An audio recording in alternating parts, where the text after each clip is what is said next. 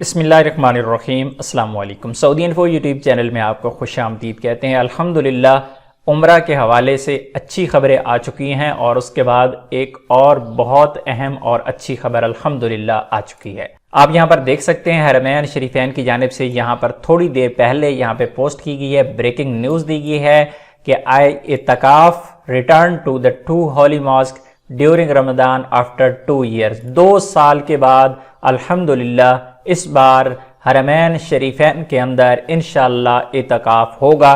اس بار انشاءاللہ مسلمانان اسلام اعتکاف کر پائیں گے۔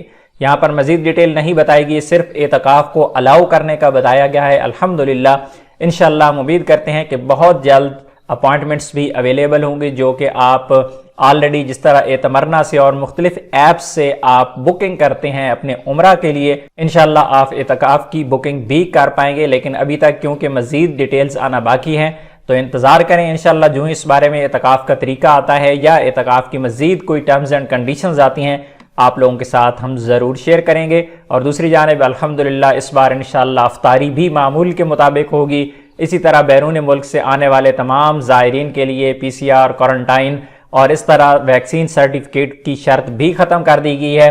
سعودی عربیہ کے اندر آپ اگر موجود ہیں تو آپ بچوں کے ساتھ بھی عمرہ کر سکتے ہیں۔